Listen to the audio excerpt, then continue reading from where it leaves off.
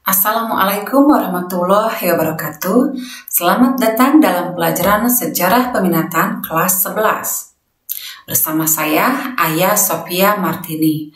Materi yang akan kita bahas kali ini adalah perkembangan paham demokrasi, liberalisme, sosialisme, nasionalisme, dan pan-islamisme dengan gerakan nasionalisme di Asia Afrika. Apa manfaatnya bagiku?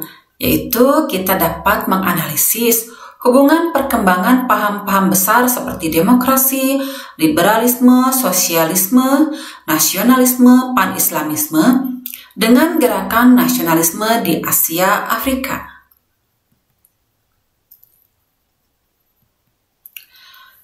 Bagaimana pengaruh paham-paham besar di dunia tersebut? Yang pertama, paham-paham besar dunia mulanya lahir dan berkembang di Eropa dan Amerika, kemudian menjalar ke Asia dan Afrika, sampailah kemudian di Indonesia. Perkembangan paham-paham di Indonesia kemudian menimbulkan aspirasi bagi perjuangan bangsa Indonesia menghadapi kolonialisme dan imperialisme, sehingga melahirkan perjuangan bangsa Indonesia melalui organisasi-organisasi politik. Apa saja sih paham-paham besar dunia tersebut? Yang pertama, demokrasi adalah paham yang secara politik didasari oleh suara rakyat, dari rakyat, oleh rakyat, dan untuk rakyat. Awal mulanya sangat berhubungan dengan liberalisme, karena demokrasi menjunjung tinggi hak individu. Dimulai dari Magna Carta hingga dari awalnya di Polis Athena yang diperintah oleh Solon. Kemudian akhirnya John Locke dan Montesquieu yang memunculkan semangat revolusi Prancis tentang liberté, égalité, dan fraternité yang artinya kebebasan, persamaan, dan persaudaraan, dan juga lembaga yang menaungi masyarakat yang kita kenal dengan konsep trias politika. Liberalisme yaitu merupakan paham yang memberikan kebebasan kepada individu untuk ikut campur di dalam sistem pemerintahan dan ekonomi. Awal mulanya liberalisme dimulai dari Magna Carta pada tahun 1211, bahwa raja tidak boleh semena-mena pada rakyatnya. Kemudian John Locke dari Inggris mengatakan bahwa individu harus bebas dari penguasa.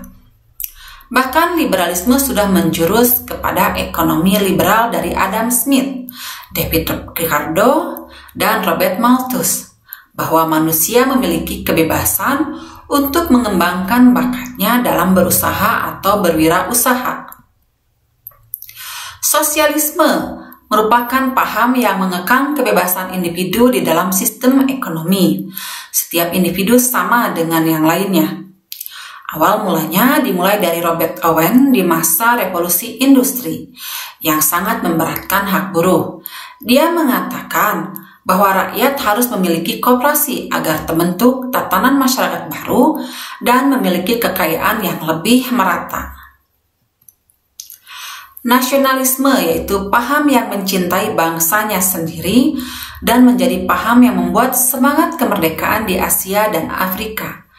Awal mulanya dimulai dari pemikiran Hans Kohn di abad ke-19, bahwa nasionalisme menunjukkan kesetiaan tertinggi pada negaranya, hingga dimulai dari Perang Dunia I, yakni karena semakin maraknya paham totalitarianisme dan sosialisme, bahkan chauvinisme, yang menyebabkan nasionalisme menjadi hal yang terpenting demi kemerdekaan dan kemenangan dari bangsa lain.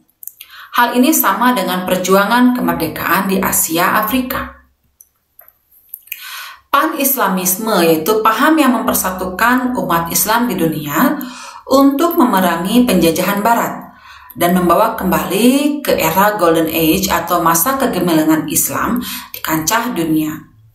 Awal mulanya itu dimulai dari pendapat Jalaluddin Al-Afghani, yaitu pelopor dari gerakan pan-islamisme. Ia melihat bahwa banyaknya negara barat yang ikut campur dan menyimpulkan bahwa negara barat telah mempermainkan negara Islam. Pan-Islamisme di samping menguatkan semangat nasionalisme dan kebangsaan, mereka telah membuat suatu gerakan yang cukup revolusioner seperti pembentukan OKI atau Organisasi Konferensi Islam. Kuis.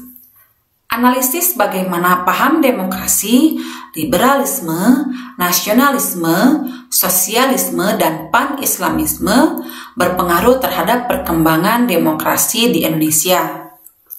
Dan analisis juga bagaimana paham demokrasi, liberalisme, nasionalisme, sosialisme, dan pan-islamisme berpengaruh terhadap perkembangan demokrasi di Asia Afrika. Ingat, jadilah pelaku dan pembuat sejarah di dunia. Sampai jumpa lagi. Wassalamualaikum warahmatullahi wabarakatuh.